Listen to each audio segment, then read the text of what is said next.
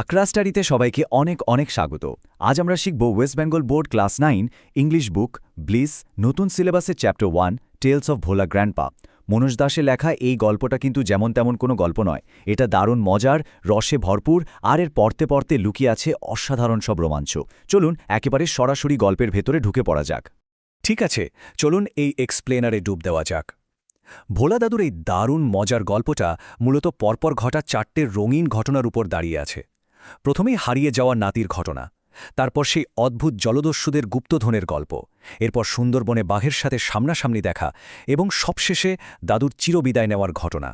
আর এই প্রত্যেকটা ঘটনার কেন্দ্রবিন্দু হল দাদুর চরম ভুলো মন। এই ভুলো মনটাই হলো সেই মজার সুতো যা এই সবগুলো রোমাঞ্চকর ঘটনাকে একসাথে বেঁধে রেখেছে। প্রথম ঘটনা, হারিয়ে যাওয়া নাতি। একটু চোখ বন্ধ করে কল্পনা করা যাক। গ্রামের একেবারে পশ্চিম প্রান্ত, যেখানে দাঁড়িয়ে আছে ভোলা দাদুর কুঁড়ে ঘর, আর সেই ঘরের ওপর বিশাল ছায়া করে আছে এক বহু প্রাচীন বকুল গাছ।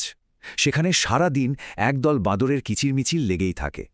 এরকম এক পরিবেশে এক শীতের রাতে চারদিক যখন ঘন সাদা কুয়াশায় ঢাকা, মায়াবী জ্যোৎস্না চারপাশটাকে একটা অদ্ভুত রহস্যময় রূপ দিয়েছে, ঠিক সেই সময় সবাই মিলে গ্রামের এক উৎসব থেকে ফিরছিল।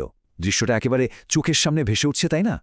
সবচেয়ে মজার ব্যাপারটা হলো ভোলা দাদু তার ছোট্ট নাতির দুটো আঙুল নিজের হাতের মুঠোর ভেতর শক্ত করে ধরে হাঁটছিলেন।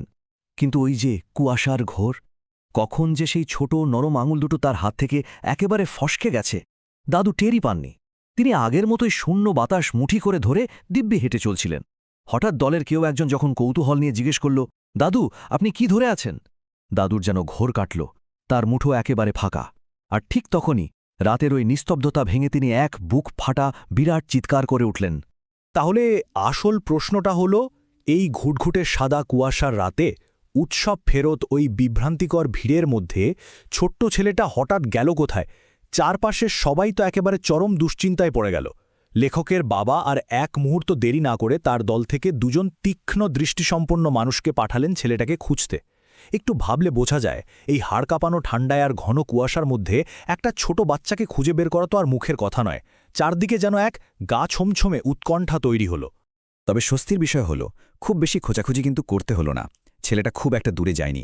সে দিব্যি একটা গরুর পেটের নিচে, যাকে বলে একেবারে উষ্ণ, নিরাপদ আর আরামদায়ক একটা আশ্রয় খুঁজে নিয়ে গুটিসুটি মেরে বসেছিল। গরুর পেটের ওই নরম ওম তাকে যেন শীতের কাঁপুনি আর উৎসবের ভিড় থেকে বাঁচিয়েছিল। মানে দাদুর এই চরম ভুলো মনের জন্য সেদিন প্রায় একটা বড় বিপদ হতে চলেছিল, কিন্তু শেষমেশ এই পুরো বিষয়টা সবার কাছে এক দারুণ হাসির খোরাক হয়ে দাঁড়াল। চলুন পরের অংশে যাওয়া যাক আর দেখা যাক গল্পটা কিভাবে জমে ওঠে।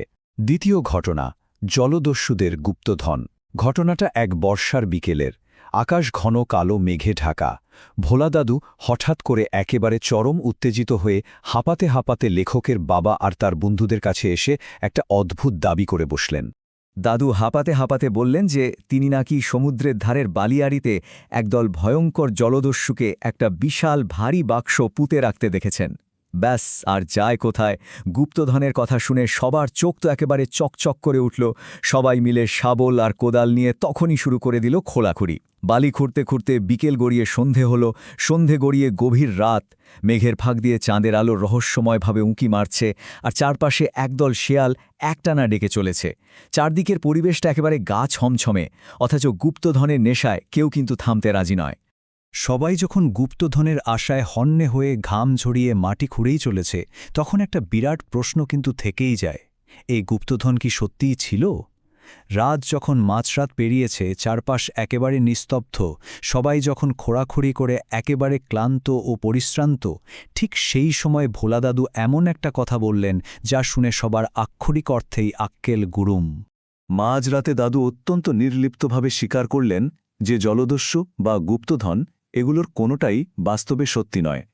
ভর দুপুরে পেট পুড়ে খেয়ে ভাত ঘুম দেওয়ার সময় তিনি এই পুরো ব্যাপারটার স্বপ্ন দেখেছিলেন, আর তার ওই সরল মন সেই স্বপ্নকেই সত্যি ভেবে বসেছিল। একবার ভাবলে অবাক লাগে, বেচারা গ্রামবাসীদের কি অমানুষিক খাটুনিটাই না খাটতে হলো নিছক একটা স্বপ্নের জন্য। এই ঘটনাটাই চমৎকারভাবে তুলে ধরে ভোলা দাদুর সেই অদ্ভুত ও মজাদার চরিত্র। তৃতীয় ঘটনা, সুন্দরবনে বাঘের সাথে দেখা। এবার আমরা গল্পের সবচেয়ে রোমাঞ্চকর অংশে প্রবেশ করছি।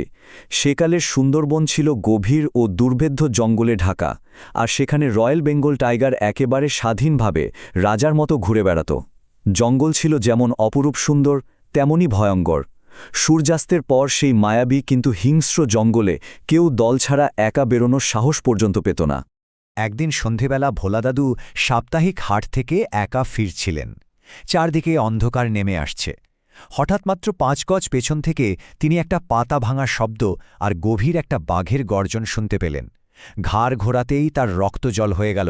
দেখলেন সাক্ষাৎ রয়্যাল বেঙ্গল টাইগারের জলজলে দুটো হলুদ চোখ অন্ধকারের বুক চিরে ঠিক তার দিকেই তাকিয়ে আছে। এক মুহূর্ত দেরি না করে একেবারে প্রাণের দায়ে দাদুর নিমেষে একটা বড় বটগাছে উঠে পড়লেন। আর এই বিষয়টা দারুণভাবে ফুটিয়ে তোলে সেই ভয়ঙ্কর সময়টাকে। বাঘটা কিন্তু তাকে ছেড়ে গেল না। সে শিকার হাতছাড়া হওয়ার আগে গর্জন করতে করতে গাছটা চারপাশে অন্তত 100 পাক ঘুরল। তারপর একটা ঝোপের নিচে গোল হয়ে বসে দাদুর দিকে একদৃষ্টে তাকিয়ে রইল। অন্ধকার আরও ঘনিয়ে এলো। জঙ্গল হয়ে উঠল শ্মশানের মতো নিস্তব্ধ। দাদু সারারাত গাছের ডালে বসে শুধু শুনতে পেলেন বাঘটা শুকনো পাতার ওপর তার লেজ আছড়াচ্ছে খসখস করে। এভাবেই এক চরম আতঙ্কের মধ্যে মৃত্যুর প্রহর গুনতে গুনতে কেটে গেল একটা আস্ত দীর্ঘ রাত। অবশেষে ভোরের আলো ফুটল, সকাল হল। ঘুঘু পাখির মিষ্টি ডাকে। সকাল হতেই দাদু যা করলেন তা নিজের চোখে না দেখলে বিশ্বাস করা সত্যি কঠিন। ভোলা দাদু অত্যন্ত স্বাভাবিকভাবে যেন কিছুই হয়নি এমন ভঙ্গিতে গাছ থেকে নিচে নামলেন। বাঘটা তখন আড়মোড়া ভাঙছে আর বড়সড় হাঁ করে হাই তুলছে। দাদু সেদিকে কোনো ভ্রুক্ষেপই করলেন না। তিনি একটা বিশাল ক্ষুধার্ত বাঘের ঠিক পাশ দিয়ে এমনভাবে হেঁটে চলে গেলেন যেন ওটা কোনো রাস্তার সাধারণ নিরীহ কুকুর। তার মনের মধ্যে বিন্দুমাত্র কোনো ভয় বা চিন্তা ছিল না। একটু দূরে একটা উঁচু ঢিবির ওপর একদল মানুষ দাঁড়িয়ে এই পুরো দৃশ্যটা দেখছিল। তাদের মধ্যে একজন তো দাদুর এই কাণ্ড দেখে পুরোপুরি হতবাক। দাদু সেখানে গিয়ে একটু জল চাইতেই সেই লোকটি চরম বিস্ময় চোখ কপালে তুলে জিজ্ঞেস করল, দাদু, আপনার এই জাদুটা কি? একটা জলজান্ত ক্ষুধার্ত বাঘের একেবারে গা ঘেঁষে আপনি হেঁটে চলে এলেন, আর বাঘটা আপনাকে কিচ্ছুটি করল না? আর ঠিক এই প্রশ্নটা শুনেই ভোলা দাদুর হঠাৎ বাঘটার কথা মনে পড়ে গেল। তিনি চমকে পেছনে ফিরে তাকালেন। দেখলেন বাঘটা তখনও তার দিকেই অবাক দৃষ্টিতে তাকিয়ে আছে। বাঘের কথা মনে পড়তেই দাদুর প্রায় জ্ঞান হারানোর উপক্রম। তিনি ভয়ে এমন দৌড় লাগালেন যে একেবারে এক ছুটে নিজের বাড়ি গিয়ে তবে থামলেন। মানে ভয় পেলেন ঠিকই, কিন্তু বিপদ পুরোপুরি কেটে যাওয়ার পর যখন তার টনক নড়ল। চতুর্থ এবং শেষ ঘটনা, শেষ বিদায়। এবার আমরা গল্পের একেবারে শেষ অধ্যায় চলে এসেছি। সময় নদীর স্রোতের মতো অনেক এগিয়ে গেছে। দেখতে দেখতে প্রায় অর্ধ শতাব্দী পার হয়ে গেছে। এই অংশে গল্পের সুরটা একটু বিষণ্ণ, কিন্তু এর মধ্যেও দাদুর সেই চিরপরিচিত স্বভাবটা অদ্ভুতভাবে লুকিয়ে আছে। 95 বছর বয়সে একদিন সকালে ভোলা দাদু সবাইকে চিরতরে ছেড়ে পৃথিবীর মায়া ত্যাগ করে চলে গেলেন। তার 80 বছর বয়সী স্ত্রী এই বিদায়ে কান্নায় ভেঙে পড়লেন। দীর্ঘদিনের সুখ দুঃখের সঙ্গীকে হারানোর কষ্ট তাকে গভীরভাবে নাড়া দিয়েছিল। তবে দাদুর মৃত্যুর পর তার স্ত্রী দীর্ঘশ্বাস ফেলে এমন একটা কথা বলেছিলেন যা দাদুর পুরো জীবনটাকে একটামাত্র লাইনে অপূর্বভাবে ফুটিয়ে তোলে। তিনি এই চোখের জল মুছতে মুছতে বলেছিলেন, বুড়ো মানুষটা হয়তো নিঃশ্বাস নিতেই ভুলে গেছে। একটু খেয়াল করলে দেখা যাবে দাদুর এই চরম ভুলো মনটাই ছিল তার জীবনের সবচেয়ে বড় পরিচয়। আর তার বিদায়বেলাতেও সেই মজাদার অথচ আবেগময় স্মৃতিটাই সবার মনে চিরকালের জন্য স্থায়ী হয়ে রয়ে গেল। এই ছিল আমাদের আজকের টেলস অফ ভোলা গ্র্যান্ডপ্যার সম্পূর্ণ কাহিনী।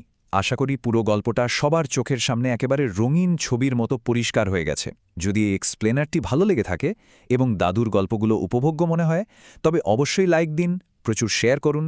আর হ্যাঁ, এমন আরও অনেক চমৎকার আলোচনা পেতে আখড়া স্টাডি ইউটিউব চ্যানেলটি সাবস্ক্রাইব করতে একদম ভুলবেন না। সবাই ভালো থাকবেন, সুস্থ থাকবেন, আর এভাবেই নতুন কিছু শিখতে থাকবেন।